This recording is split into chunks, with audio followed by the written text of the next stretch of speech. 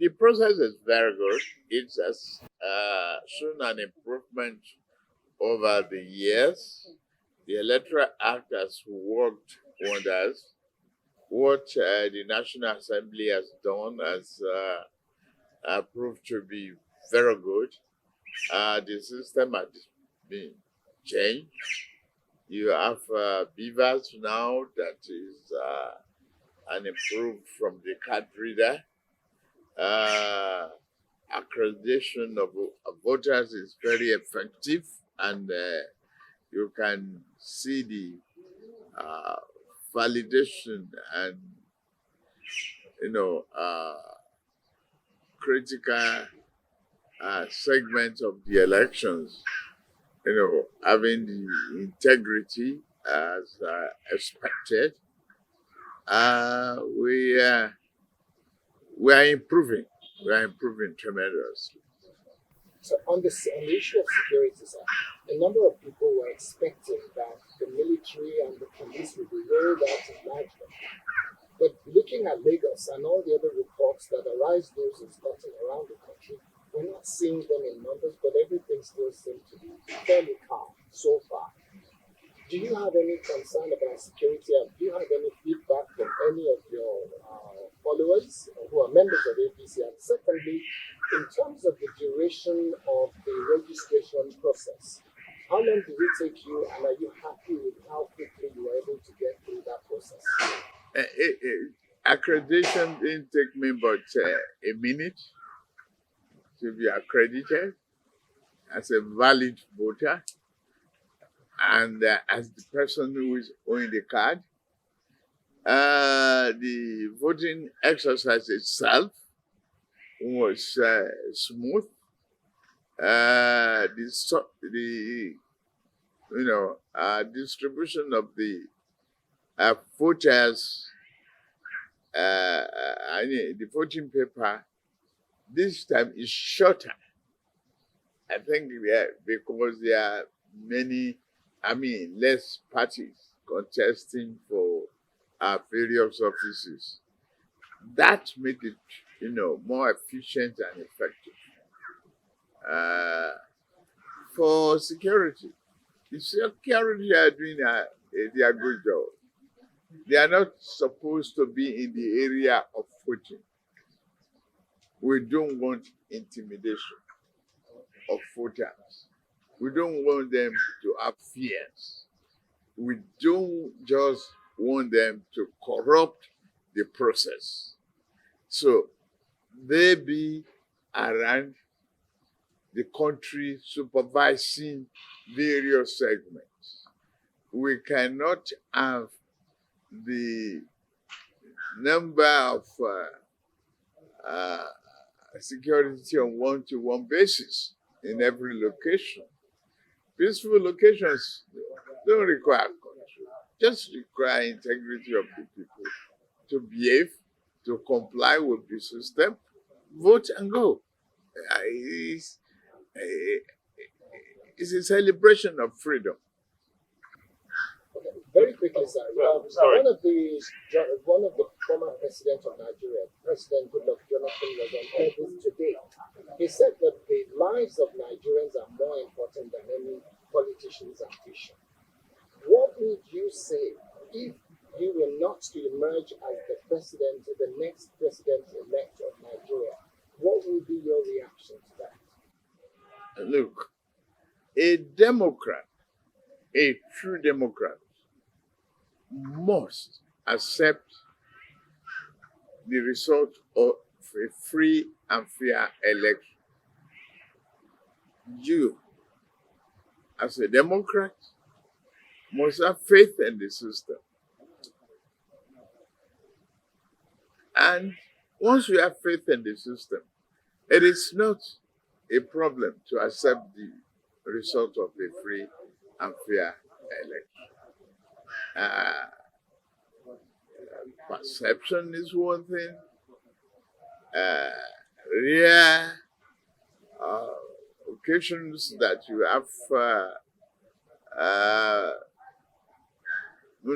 skirmishes or lack of confidence It's created by the politician, not, electoral process. Electoral process cannot see 100% perfection. People have to tolerate that. Equally, when you are talking of manipulation in some areas, you have to evaluate what is material. Materiality comes to play. How many compared to the total turnout or total number of voted? You've got to accept the result of a fairly responsible voters' decision. It is very important. Okay, So Tim Cox from Reuters. given Excuse me, my turn. Tim Cox from Reuters. When you were Lagos governor, it's generally accepted that things improved, security got better, the economy got better, things got a bit more organised. But since your party has been in power in charge of the whole country, security has got worse, the economy hasn't been doing so well, and things are starting to look a bit more disorganised. I just wondered, why should Nigerians vote for you? And is that on the strength of what happens in Lagos, or on the strength of what your party has done with Nigeria? I am Bola Ahmed Tinubu. I'm not the party. One, my track record and capacity should speak for me, should document the history of my performance.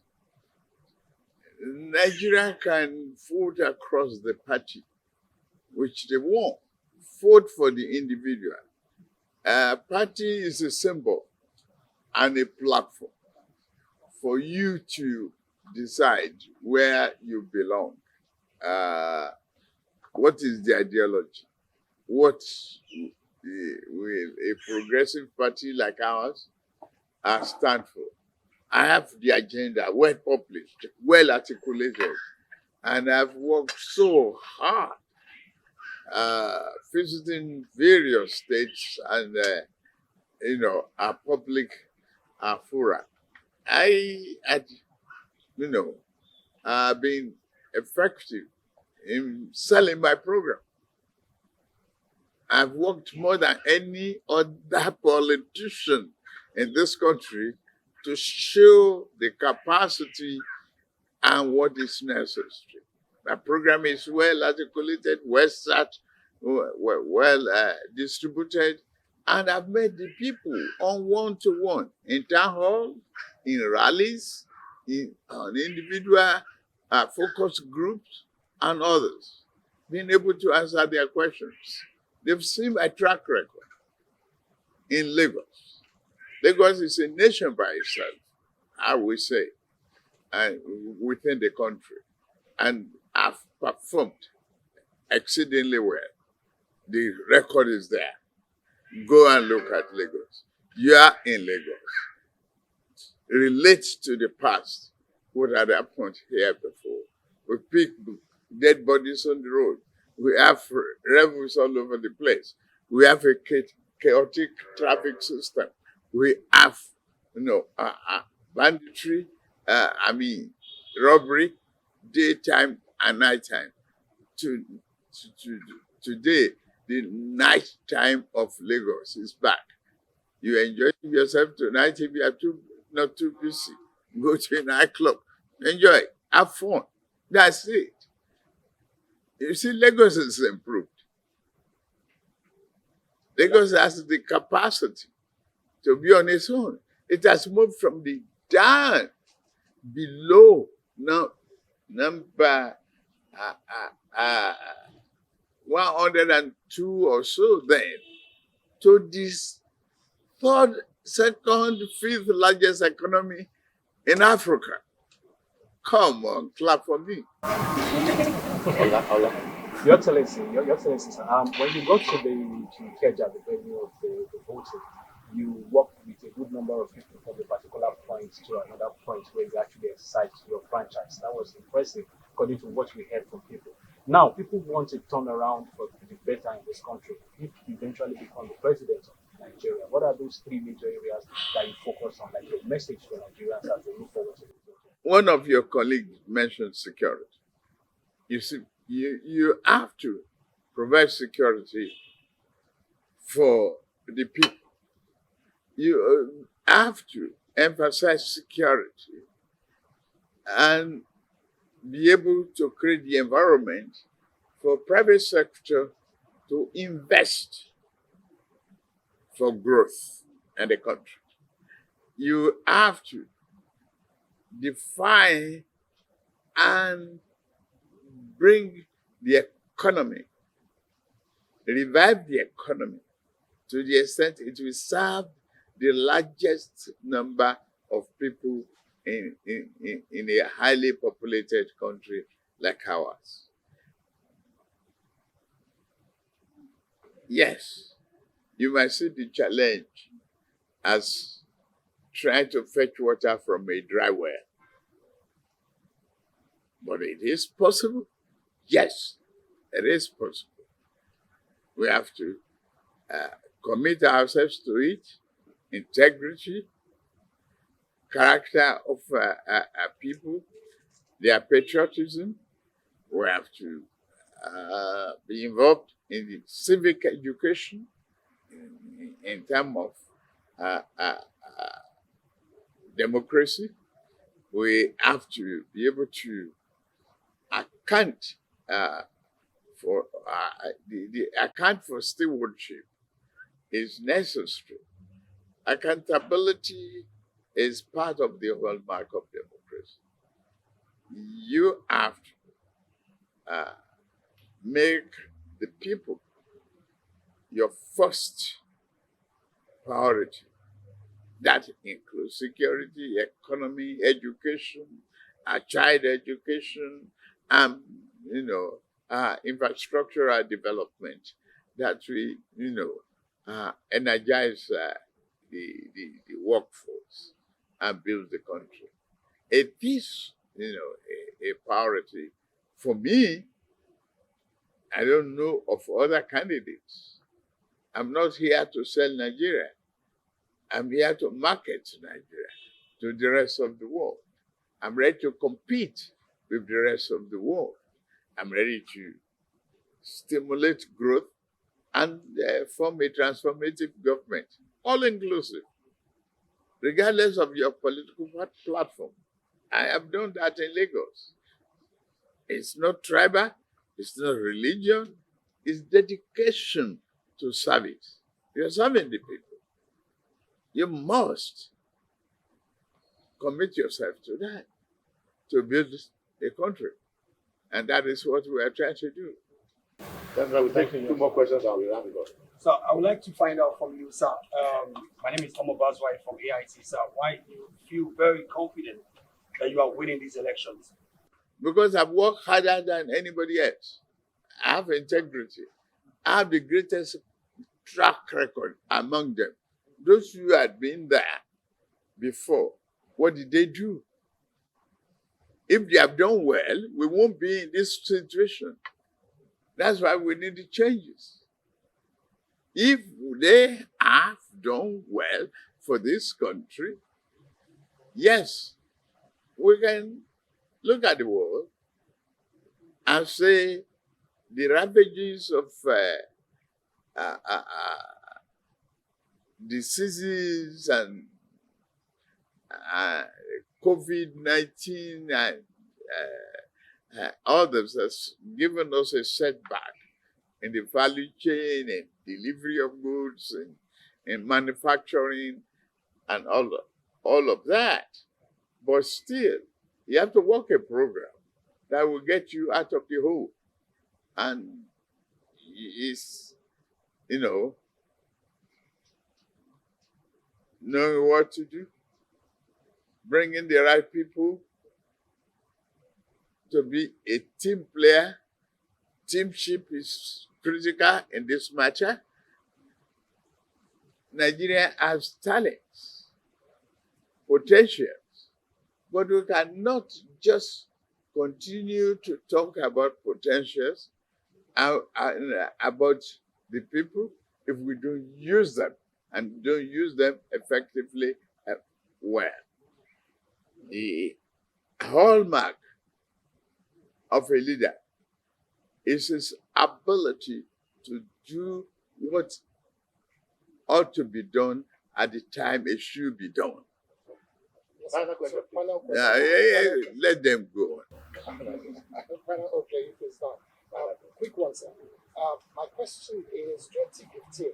A lot of Nigerians will remember that Nigerians were yearning to have a change from PDP to APC, and you were one of the frontliners, headliners that said there's got to be a change. Why? Because the economy of Nigeria was in tatters in 2015.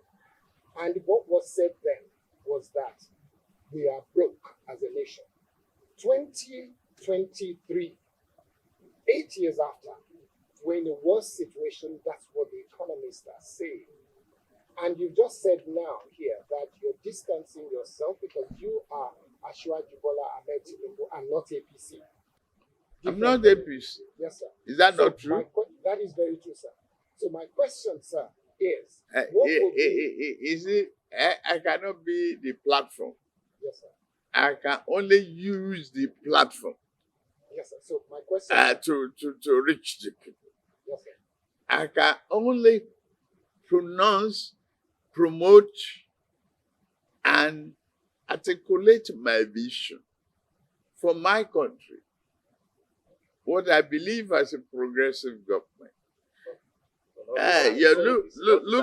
Looking backwards, we cannot compare apple and oranges. Okay?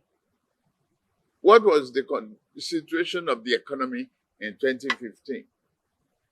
The oil prices were up. We were producing 2 billion barrels of crude a day. What is the situation in 2019? We have a very deep dig in the oil prices. The production went to 900 barrels from 2,000. And this is a monolithic economy